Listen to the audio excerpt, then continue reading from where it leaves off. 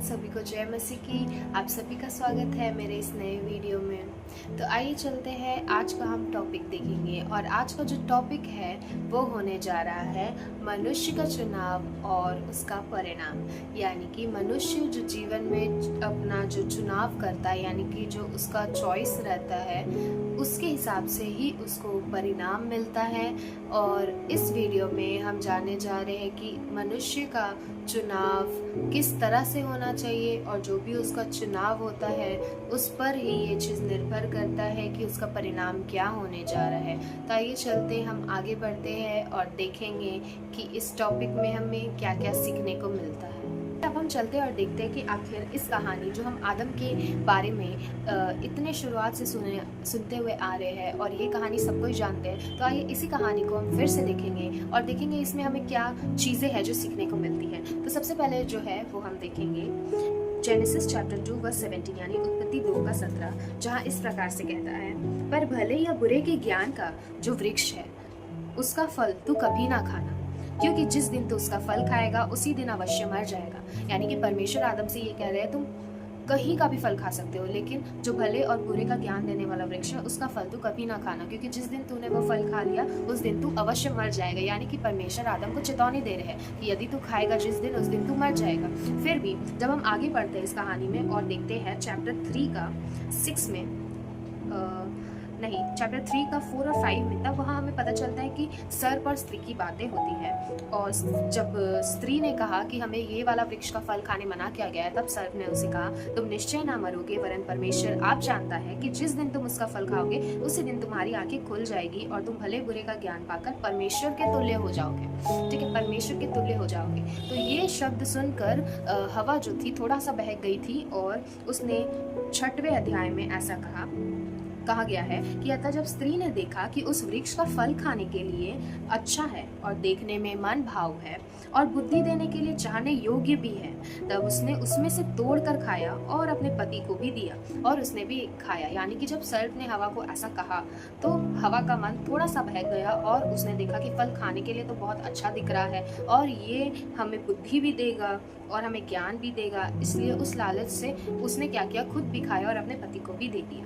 तो ये जो वचन है हमें जो बताता है, इससे हमें ये समझ में आता है कि परमेश्वर की जो आज्ञा हमें दी जाती है, जब परमेश्वर हमें किसी चीज़ से रोकता है या बचाता है तो वो एक बचाव का कारण होता है। जैसे कि उसने ये नहीं किया कि उसने बताया ही नहीं, पर उसने चेतावनी दी थी आदम को। उसने आदम को बताया था कि जिस दिन तो उसका फल खाएगा उसी दिन तो अवश्य मर जाएगा, और उन्होंने परमेश्वर की बात को टाला, उनका जो कमांड था उसका उल्लंघन किया।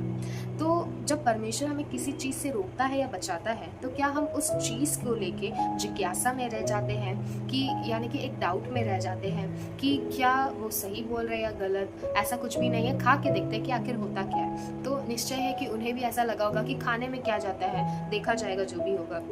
तो जो जिज्ञासा रहती है मनुष्य के अंदर में कि छोड़ो कुछ भी नहीं होगा, इससे कर लेते हैं, या कुछ भी खाना हो या कुछ भी करना हो, काम करना हो, ठीक है, जिज्ञासा में रह जाने और आज्ञा का उल्लंघन करने खोजते हैं। यानी कि जो हमारा जो डाउट होता है, कभी कभार ऐसा होता है कि जो हम जिस चीज़ पे संदेह करते हैं, हम चाहते हैं कि उसके बारे में जानकारी निकालें कि आखिर ये सही है, गलत है, या 100% ये काम करता है या नहीं।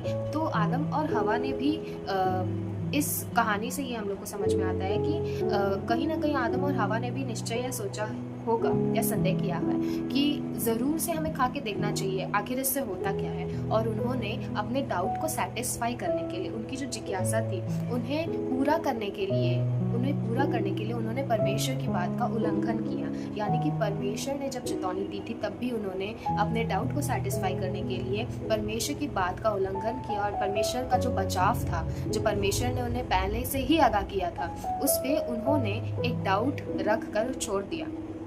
तो ये जो पॉइंट मेरा है, इससे अगर हम एक एग्जाम्पल लेते हैं तो हम एक एग्जाम्पल ले सकते हैं बच्चों का। जैसे कि हम जानते हैं जब बच्चे छोटे रहते हैं उन्हें नहीं पता कि जब माँ बाप उन्हें कोई चीज़ से रोकते हैं तो वो सही है या गलत। जब एकदम छोटे बच्चे होते हैं और उन्हें हम कोई चीज़ से खेलने मना करते हैं तो वो सोचते हैं कि ये चीज़ तो मुझे खेलना ही है। और वे जब छोटे रहते हैं तो वो ऐसा भी सोचते हैं कि मेरे को यही चीज़ चाहिए, यही चीज़ चाहिए, जबकि हम मना करते हैं कि ये सेहत के लिए हानिकारक है कुछ भी, तो वो नहीं सुनते क्योंकि उनकी नादानी रहती है। लेकिन यहाँ पर आदम और हवा बहुत बड़े थे, यानी कि उनका दिमाग था, वो बच्चे नहीं थे, वो एक बड़े मनुष्य थे, ह्यूमन थे। तो इस तरीके से परमेश्वर का उल्लंघन करना या फिर परमेश्वर के बारे ये सोचना कि देखते हैं कि क्या होता है, तो ऐसा हमें नहीं करना चाहिए, क्योंकि परमेश्वर हमें कोई भी चीज़ से सबसे पहले हमें बचाव करता है। सबसे पहले परमेश्वर हमें चेतावनी देता है और तभी कुछ होता है। कुछ भी होने से पहले कहीं ना कहीं कुछ ना कुछ क्लू तो हमें मिलता ही है। इसलिए हमें ये समझना चाहिए कि परमेश्वर का जो हमारे लिए कमांड है उसे हमें कभी भी एक डाउट की तरह नहीं लेना है, परंतु उस पर खरे उतरना है। और हमें थोड़ा भी ऐसा नहीं सोचना है कि देखते हैं क्या होता है, करके देखते हैं, ऐसा कभी नहीं सोचना है।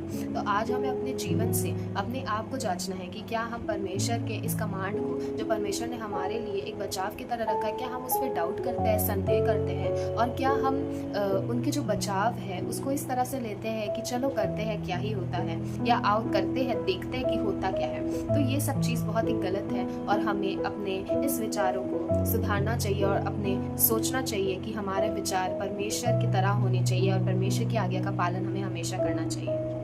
तो जब हम देखते हैं उत्पत्ति 3:13 यानी कि जेनेसिस 3:13 में, तो वहाँ इस प्रकार से लिखा है, तब यहोवा परमेश्वर ने स्त्री से कहा, तूने यह क्या किया है? स्त्री ने कहा, सर्प ने मुझे बहका दिया, तब मैंने खाया। यानी कि जब परमेश्वर उससे पूछते हैं तो हवा ने क्या कहा? हवा ने कहा, मुझे सर्प ने बहका दिया, इसलिए मैं वो फल खा गई। ठीक है, तो ये चीज़ भी हमें सीखनी है कि जब हम कोई गलती करते हैं जो परमेश्वर की नज़रों में सही नहीं है, तो हो सकता है कि किसी ने आपको बहकाया हो, लेकिन हमें उस इंसान पर ब्लेम नहीं करना है। जो ब्लेम करने का आदत होता है वो एकदम सही नहीं होता है। वो उसने तो बहका दिया, पर आपने क्या किया, ये तो आपका चॉइस था, ये तो आपका चुनाव था कि आप उसका बात माने। हवा चाहती तो उसके बात को मना भी कर सकती थी, लेकिन हवा ने क्या किया, अपना चुनाव ये रखा कि करके देखते, सर्प के बात को सुनते हैं। और उसने वही किया जो सर्प ने उसके मन में डाला कि आखिर होता क्या है, ये तो मेरे अच्छे के लिए है, पर उसने परमेश्वर की बात का उल्लंघन किया और बाद में उसने क्या किया, उसी सर्प पे उसने ब्लेम कर दिया। यानी कि ये बहुत गलत बात है और आज भी हम बहुत से ऐसी गलतियों में दूसरों को ब्लेम करते हैं और हमें इससे यही सीखना चाहिए कि हमें कभी भी कोई इंसान को ब्लेम नहीं करना है। अगर कुछ ऐसी बातें गलती से हो जाती है जो हमने खुद से चुनाव किए हैं, परंतु जाने अनजाने हम किसी को ब्लेम कर देते हैं कि इसके वजह से, क्योंकि इसने बहकाया या इसने मुझे सलाह दिया, इसने मुझे बोला, ये बहुत ही गलत बात होती है। तो हम जो हमारा कर्म है उसका दोष अगर किसी और पर डालते हैं तो ये बहुत गलत होता है। अपना कर्म ही हमने क्यों किया? क्योंकि हमने वो चुनाव किया, हमने वो चॉइस जो था हमारा, हमने चूज़ किया, इसीलिए हम वो काम किए। मेरा जो कर्म है उसका दोष हम किसी और पे नहीं डाल सकते, क्योंकि वो हमारा खुद का चुनाव था। ठीक है, क्योंकि परमेश्वर भी हमें चुनाव करने का पूरा आज़ादी देता है। परमेश्वर चाहे आपको जितना भी आपको बोले या आपको समझाए या आपको कोई चीज़ से बचाव करे, लेकिन सबसे लास्ट किसका चुनाव होता है? एक मनुष्य का खुद से चुनाव होता है कि वो क्या करना चाहता है। क्या वो परमेश्वर की बात सुनना चाहता है या अपने उस मन की जो उन्हें डगमगा देता है। जब हम आगे बढ़ते हैं आदम और हवा की कहानी को छोड़कर हम चलते हैं नूह की कहानी पर। तो जब हम नूह की कहानी देखते हैं, हम देखते हैं जेनेसिस चैप्टर 6 वर्स 7 यानी कि उत्पत्ति 6:7। वहाँ इस प्रकार से लिखा है, तब यहोवा ने कहा, मैं मनुष्य को जिसकी मैंने सृष्टि की है पृथ्वी के ऊपर से मिटा दूंगा। क्या मनुष्य, क्या पशु, क्या रेंगने वाले जंतु, क्या आकाश के पक्षी, सबको मिटा दूंगा, क्योंकि मैं उनके बनाने से पछताता हूँ। परंतु यहोवा के अनुग्रह की दृष्टि नूह पर बनी रही। यानी कि कुछ ऐसा हुआ कि परमेश्वर ने कहा कि मैं अब इस सृष्टि को पूरी तरह से नष्ट कर दूंगा। इस पृथ्वी के ऊपर जितने भी लोग हैं, पशु है या रेंगने वाले जंतु है, चाहे आकाश के पक्षी है, सबको मिटा डालूंगा। और जब परमेश्वर ने ये निर्णय किया, परंतु उस टाइम पे परमेश्वर का अनुग्रह नूह पे था। तो जब हम देखते हैं उत्पत्ति 6:22, ठीक है, उत्पत्ति 6:22, वहाँ इस प्रकार से लिखा है, परमेश्वर की इस आज्ञा के अनुसार नूह ने किया। तो हम सब ये जानते हैं कि परमेश्वर की क्या आज्ञा थी नूह के लिए। उन्होंने कहा था एक जहाज बनाने, उसकी सारी नपाई परमेश्वर ने दी थी। उसके बाद उन्होंने कुछ पशु पक्षी सब जंतुओं को रहने के लिए बोला गया था एक पैर में। तो वो सभी नूह ने जितनी भी आगे परमेश्वर ने दी थी उसे माना था। और जब हम पढ़ते हैं उत्पत्ति 7:6 जेनेसिस चैप्टर 7:6, तो वहाँ हमें पता चलता है कि वो नूह उस टाइम पे 600 साल का था, 600 वर्ष का था। नूह अपने पुत्र, पत्नी और बहुओं समेत जल प्रलय के बचाने के लिए जहाज में गया।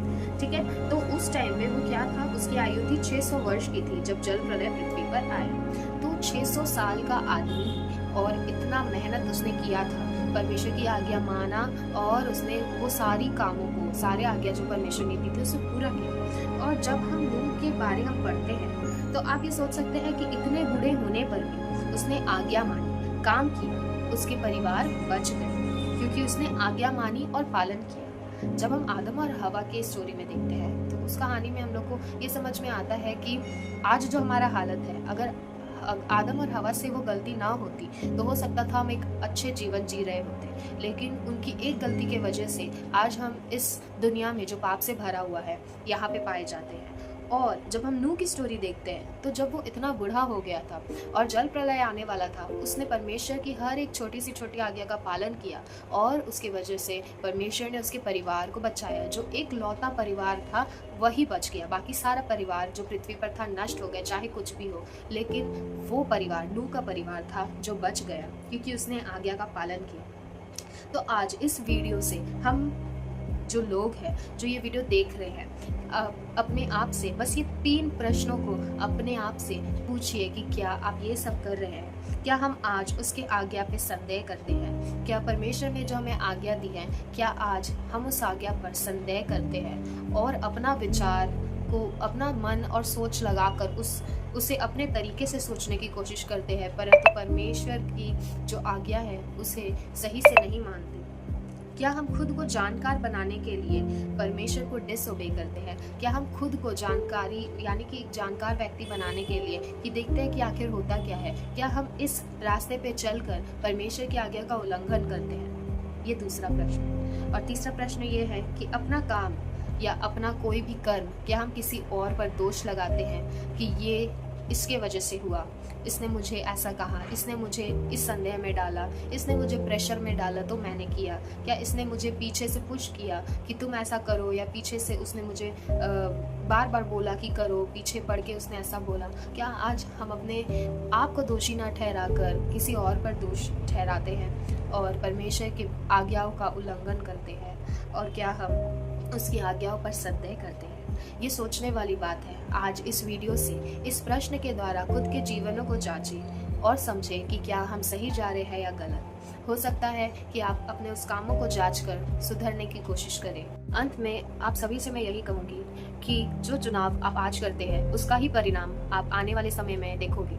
तो इसी कारण से आपका जो आज का चुनाव है वो सही रखें कि आपका जो आने वाला परिणाम होगा वो अच्छा हो। और आशा रखती हूँ कि ये वीडियो आपको अच्छा लगा होगा और इस छोटे से वीडियो से आपको मैं कुछ समझा पाई हूँ, तो उसके लिए मैं आपको धन्यवाद देती हूँ कि आपने मेरे इस वीडियो को देखा। और ज़रूर से आगे भी मुझे सहयोग करें और मेरे वीडियो को ज़रूर से लाइक करें और जितना हो सके उन्हें उन लोगों को शेयर करें जिन्हें इनकी ज़रूरत है। थैंक यू आप सबों को कि आपने मेरे वीडियो को देखा, और नेक्स्ट वीडियो जब तक आएगी तब तक के लिए सभी को प्रेज़ द लॉर्ड एंड जय मसीह।